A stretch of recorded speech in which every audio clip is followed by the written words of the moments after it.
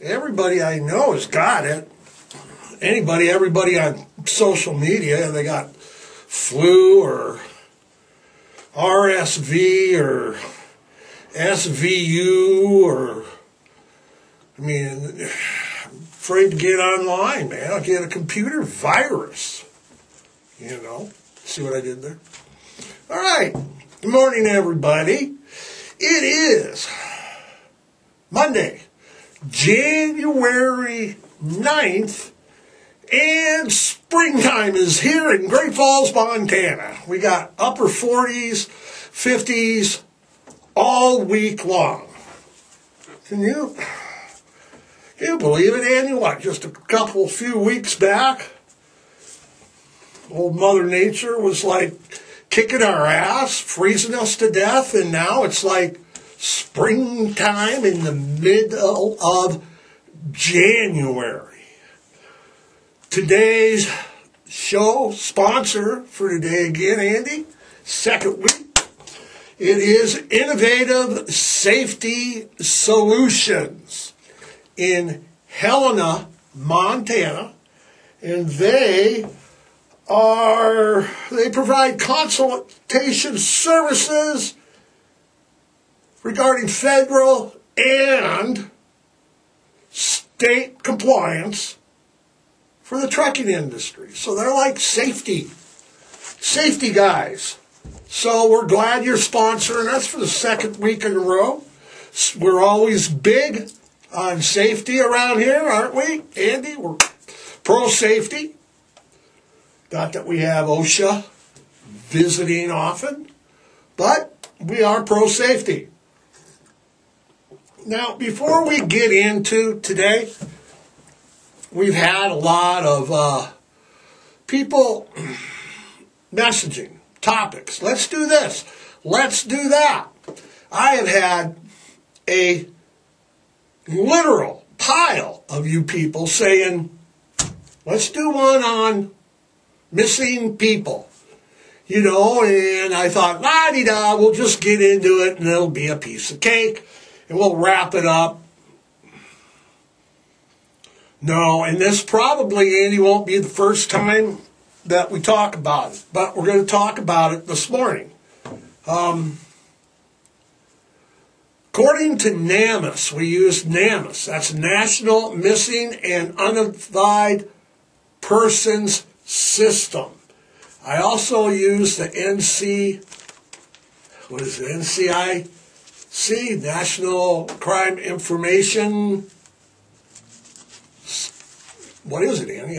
But that's what we use. And what I was finding was, first of all, it was staggering. It was just, I couldn't believe it.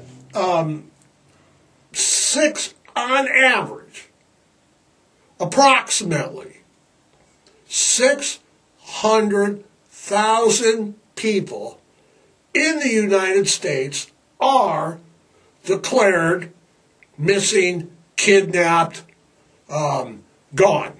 All right? Children and teens, people under 21, account for 42% of all missing people in the United States. And alongside that figure right there, there are approximately 4,400 unidentified bodies found every year. So we can account for, minus the 42%, for approximately 250,000 of those missing people. So where are the other 350,000 people? Every year, that number multiplies. So in every 3 years, we would have 1 million people. It takes every 3 years for 1 million people to come missing in the United States. Now, they had, according to the NCIC category breakdowns. They were broke down by male, female, adult, juveniles, involuntary or voluntary missing. And involuntary would be like, you know, Andy, hell with it. I'm going missing. I'm going incognito, and I'm moving to Joliet. I don't know why. If you're going to come missing, go somewhere. Who would look for me in Joliet? Okay? Catastrophic victims, endangered victims, disability victims, race, and other.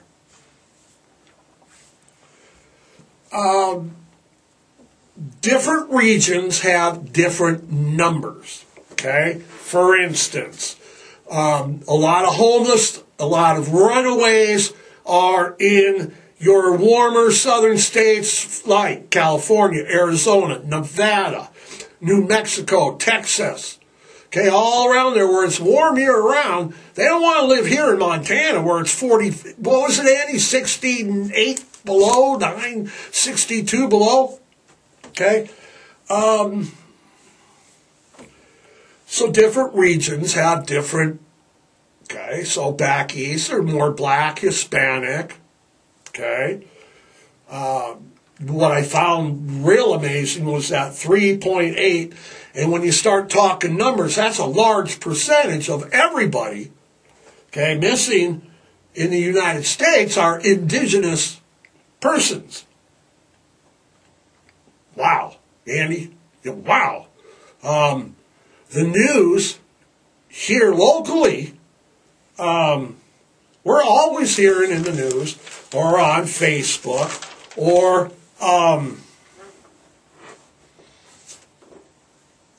other social media or news outlet sources locally is that there's a lot of indigenous people missing in Montana and the Dakotas and Wyoming and Idaho, this region of the country.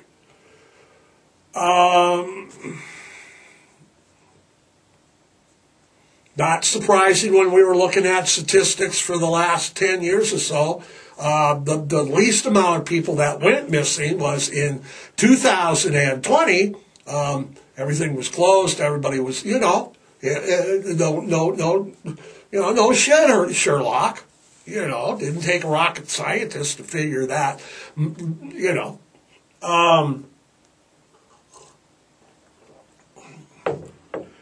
When I started looking, Andy, and everybody, on who really goes missing and disappears, I was under the assumption that it would be runaways, custodial interferences, interference with custodial issues, things like that were simple to solve, easy to solve. I was amazed that that was only the case in like 40, what was it that I just said, quoted, I threw it on the floor, it's like 42% plus. So we'll say 40, I was only right about less than half of the time. So I started thinking, well, if I'm less than half, so where are everybody else going? Where's everybody else? What the hell? They go to brunch. Literally, listen, okay? So I decided to go on to missing, kidnapped, whatever site it is. We got some information. I just jotted down several because they stood out that they were the average one. Lillian and Daniela, Lillian, that's 50, and Daniela Dawson disappeared at a Home Depot in Hialeah, Florida. Okay? Disappeared from Home Depot. In other words, they went to Home Depot, you could see them get it out of their truck, and they're going in, and poof! Where the hell are they? Jane Crone, she would be 63 now. She disappeared She left for work, got to work. Everybody's seeing her, la-di-da. She called home. I'll be home in like, 10 minutes. Boom! She's gone. Just an average lady. Ella Begay, she disappeared. She was at home. Family seen her in Sweetwater, Arizona. They left. They came back a few hours later. She was gone. Just an average lady. Just gone. Poof, gone. I was at home. Now she's not home. Jason Lizelle, is that it, Andy? Disappeared after he was seen on a county road in Madison County, Arkansas, changing a tire, his tire, on his truck. Be 43 now. No one ever saw him again. Just poof.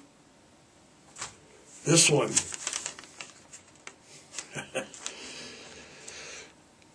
The next two that we got here are just a weird. Okay.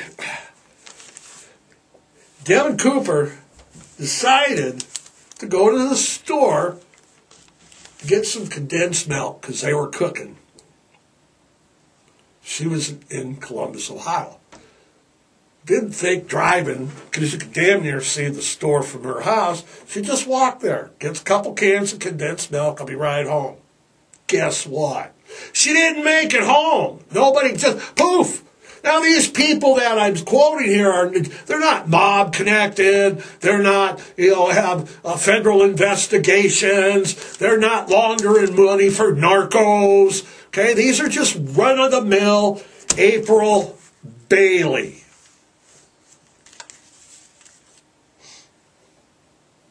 Michigan. She, April Bailey, be 40 years old now. She got up in the morning, like I do, and I'm not going to tell you,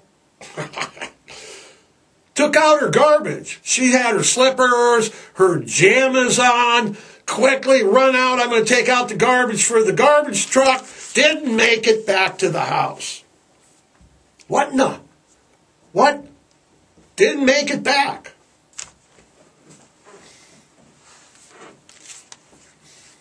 Melissa, Monica DeBain from San Montero, California. Andy? I don't like this one. I don't like any of them, but 30 be now. She disappeared with walking her puppy. In just on her block. She was never, ever found. And we have, is it Ashley? Ashley Heavy Runner, from what we understood, research this morning. She was last seen running away from, not to, but from a vehicle on Highway 89 in 2017. Never been found. And it seemed like nobody. I mean, these are just average people. I had white, Latino, black in there. I didn't court their race, just who they were. These are regular people. These aren't people that, I don't know. Where are they going? The numbers are telling me we got 1 million people that we don't know where they are. Okay?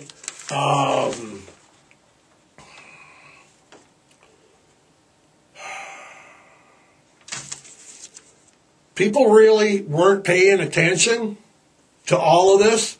And they still aren't, Andy, from what I'm reading. But Gabby Petito, is that his name, Petito? Went missing in August of 2021 while, camping with her boyfriend, Bryan. What's up with Bryan's of late? We got Bryan this, Bryan that.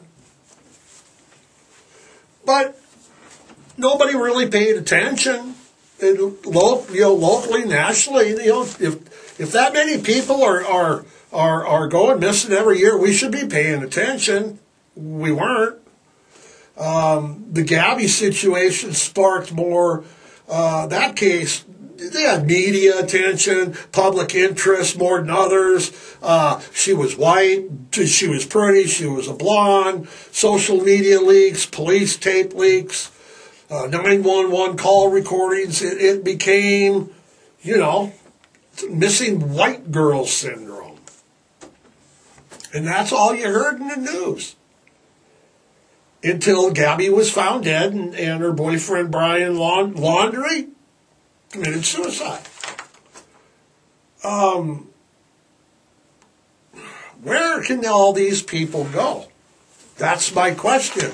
And that's what my question is after being depressed all day, reading this stuff the other day. Where could they be going? Well, there's probably many varied reasons that are legitimate. You got mental illness. We got missing communication, misadventures, violence, crime, runaways. But that's a lot of people just laying around somewhere. Okay?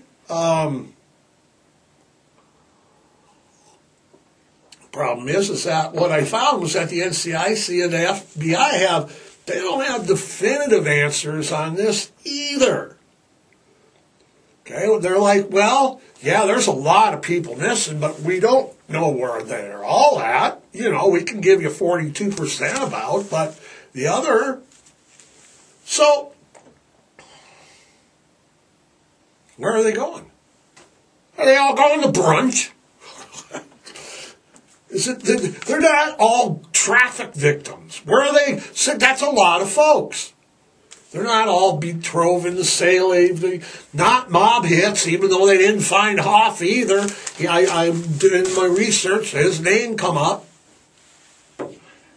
Missing persons. Do you want to find Jimmy Hoffa?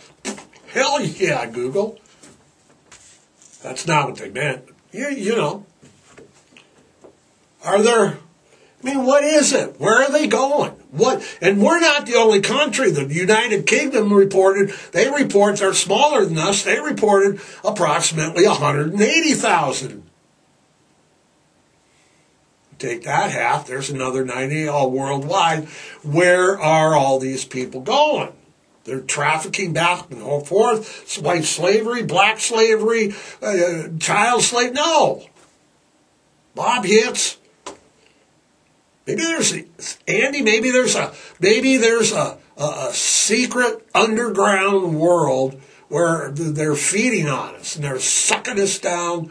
Or remember the Planet Gore book series where people would be like abducted and be sold as slaves to other planet, the planet of Gore?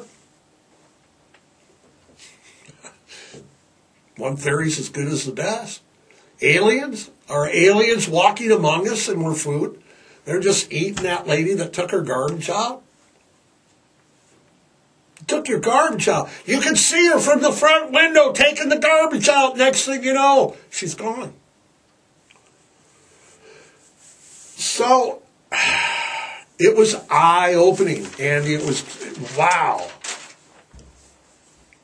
It just was staggering. We have to do a more in-depth, just depressing to read the databanks. Like, this lady was walking her dog. There was a lady that was gardening in her front yard. And the neighbors are like, yeah, she's gardening. And then, no, she's not gardening anymore. It was just, man. I don't have any answers. The feds didn't have any. Nobody has any answers. They only can answer the question, where are they? Approximately 42% of the time. What's FBI? Misadventure? What the hell is a misadventure? We're going on an adventure, la-di-da, and yeah, oh, man. It just was freaky. We got to do more on it. That's all. I just briefly thought that I would be able to do it for everybody and say, look, I'm stupefied at the numbers. I'm heartbroken at who and what. Kids, dogs, women, children, guys going to work. It just doesn't make sense. Tell you what, don't Andy, I'll tell you what doesn't. We were talking about Bryan Laundry. Just a minute ago, but Bryan Kohberger now, boy oh boy, he missing talk. The affidavit came out last Tuesday of last week, and our boy Bry was in a lot of trouble. What do we know about our Bryan Kohberger? Well, the cell phone pinged over a dozen times since late summer to the murder site, to that house that was in. And Bryan was in Pullman, Washington. Murders happened in Moscow, Idaho. So not only did it ping there, but it pinged during like late night, like I'm assuming late night would be 11 to 12, and then early morning 1 midnight to 4. But they said, and at the night of the murders itself, he left Pullman, headed towards Moscow. It went off as it went to Moscow, and then it didn't come back on. Went off at 3 a.m. and came back on around 5 a.m. coming back from Moscow, the night of the murder. But not, it's like, dude, you're a college student. Don't you watch Criminal Minds and CSI and all you? They can track your phones. Even the guys on Chicago police guys can do it. The morning after the murder, so he pinged the phone pinged the night of the murder, there and coming back. He went to the site at the next morning at 9:12 a.m. and left at 9:20. Now, why would someone do that? He left the sheath that they found. That's a nice sheath that was found at the scene. With it happened that he had his DNA on it. It was on the button thing. It's a U.S. Marines sheath, no knife, but his DNA was there. The white Hyundai Elantra that we heard about, on and on and on and on and on. Video in the area shows it making 3 passes by the murder house, stopping at 4:04 a.m. Multiple videos also show that same car leaving the area at a high rate of speed around 4:24 a.m., Andy. He also had permanent or Pennsylvania license plate, but changed to Washington plates 5 days after the murder, and then left to go to Pennsylvania. He was under surveillance the whole time. He was observed cleaning, detailing his car. I'm a former detailer. He was cleaning it up good, they said. At his parents' house in Pennsylvania, he was wearing rubber surgical gloves and disposing of the items in the neighbor's trash can, not his. A surviving roommate also was able to give additional information that she heard crying. She heard a man's voice saying, "It's okay, I'm here to help." And then seeing a figure in a black outfit, black mask, bushy eyebrows, tall, 5'10" or taller, athletically built, leave the residence via a sliding door.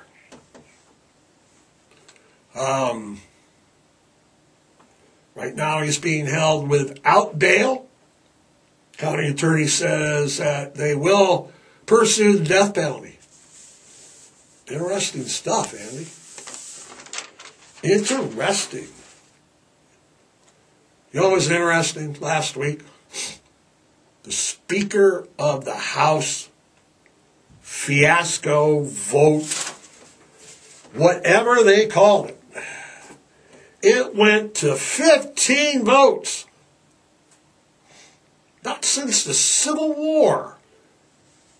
We were pretty divided then, too. Before Representative Kevin McCarthy was elected on Friday. Just Friday. That was around midnight, Andy. I hear that he did make concessions. Even though it was I hear. One of the concessions were found in Section D, Paragraph A, which states, while Congress is in session, if any member of Congress shouts the phrase, tea time, on the Congress floor, Kevin McCarthy must stop whatever he's doing and say, and sing, I'm a little teapot in its entirety. I'm a little, while doing the accompanying arm and body movements. If he does not sing, I'm a little teapot, he loses the speakership immediately. Andy, seems legit, doesn't it? I mean, watching it last week was kind of watching one of those old black and white movies with the trains crashing and everything. Name calling, arguing, literally physical blows and restraint was going on.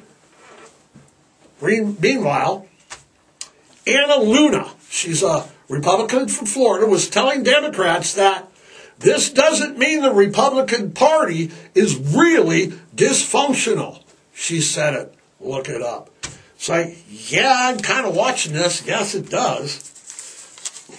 My solution all last week was to appoint the only man that could unite the Republican Party.